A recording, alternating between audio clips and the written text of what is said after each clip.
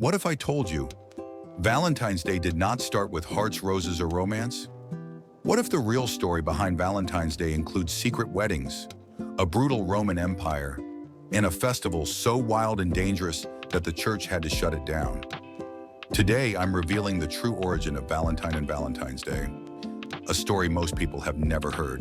And trust me, by the end of this video, you will never look at Valentine's Day the same way again. Every year on February 14th, people all around the world celebrate Valentine's Day. They exchange cards, they give flowers, they write sweet messages, and they say the famous words, "I love you." But very few people ever stop and ask one simple question. Where did Valentine's Day actually come from? Was there really a man named Valentine? Was he truly a hero of love? And how did his story turn into one of the most romantic holidays in the world? Today, I will take you back more than 1,700 years into the past to uncover the real, complicated, and surprising origin of Valentine's Day. To understand Valentine's Day, we must first understand the world it was born in. We are going back to ancient Rome. This was a powerful empire, but it was also a violent and extremely strict society. The Roman government controlled nearly every part of life, and one of the most important parts of Roman life was the military. Roman soldiers were expected to be strong, brave, focused, and completely loyal to the empire. Love, family, and marriage were often seen as distractions, especially for soldiers. And this is where our story truly begins. According to later stories and traditions, a Roman emperor believed that married men made poor soldiers. He believed that soldiers who had wives and children were less willing to fight bravely in battle. So the emperor made a harsh decision. He reportedly banned young soldiers from getting married. Whether this law truly existed exactly as later stories describe is still debated by historians. But what matters is what people believed later about what happened next. Because this is where the name Valentine enters the story. Here is something very important that many people do not know. There was not just one Valentine. There were several early Christian figures named Valentine. Over time, their stories became mixed together. But the most famous version tells us about a priest who lived in Rome. According to tradition, this priest secretly helped young couples get married. Why secretly? Because marriages were supposedly forbidden for soldiers. So Valentine performed weddings in private, at night, in hidden places, away from the eyes of Roman officials. To him, love and marriage were more important than the emperor's rules. And that made him very dangerous in the eyes of the Roman authorities. Eventually, Valentine was arrested, and this leads to the most famous part of the story. While Valentine was in prison, legend says something beautiful happened. The jailer had a daughter who was either blind or very ill, depending on the version of the story. Valentine spent time talking with her, teaching her, and showing her kindness. Some legends say that she was healed. Before Valentine was executed, he supposedly wrote her a short message, and he signed it with these words, "From your Valentine." This small line is often claimed to be the first Valentine message. Is this story proven? No, but it became deeply rooted in later Christian storytelling, and it shaped how people imagine Valentine. Not as a rebel, not as a criminal, but as a gentle, brave man who stood for love and faith. Valentine was executed. Traditionally, the date of his death is believed to be February 14th. Over time, Christians began honoring him as a martyr, a person who died because of his beliefs. At first, this had nothing to do with romance. It was simply a religious remembrance. But something else was happening in Rome during the same time of year. Something far older than Christianity. Something much darker. Long before Valentine was remembered, Romans celebrated a festival in mid-February.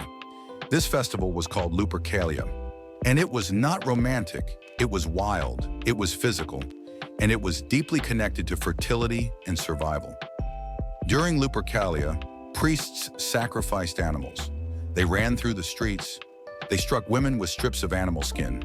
And this act was believed to increase fertility and make women more likely to become pregnant. This festival had nothing to do with love stories. It was about reproduction, protection, and ancient religious beliefs. It was loud, chaotic, and extremely popular.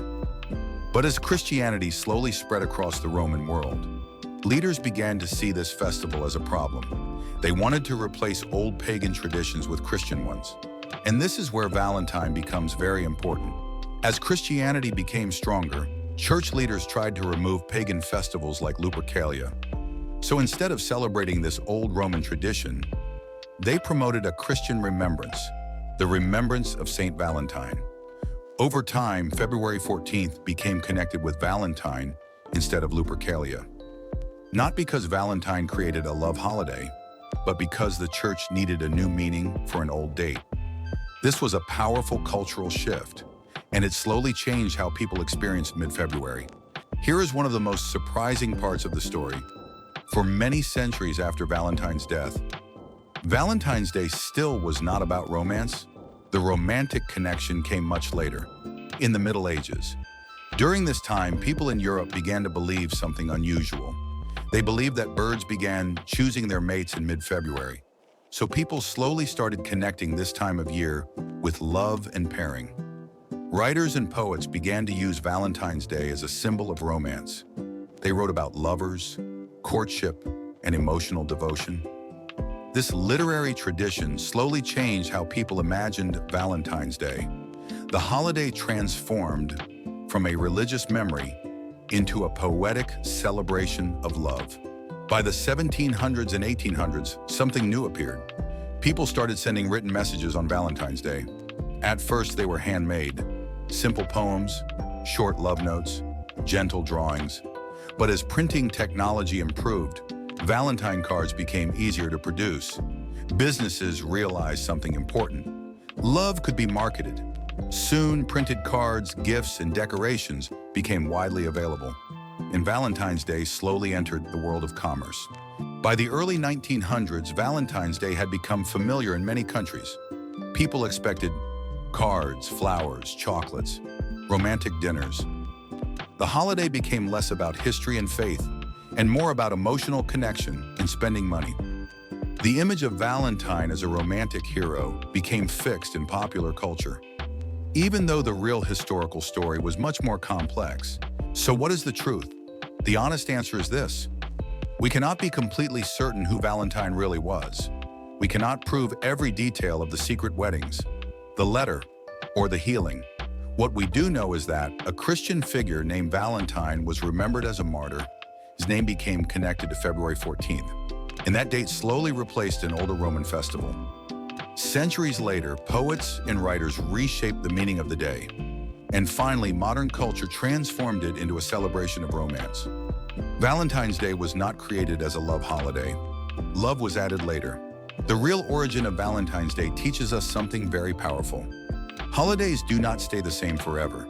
They evolve, they change, they absorb new meanings as cultures shift.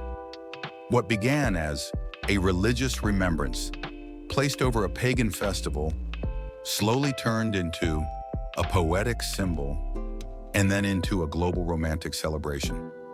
Valentine's Day is not one story. It is many stories layered on top of each other.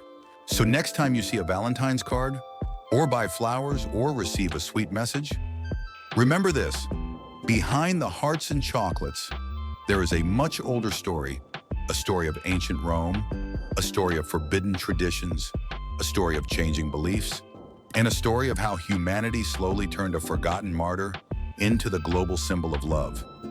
Thank you so much for watching.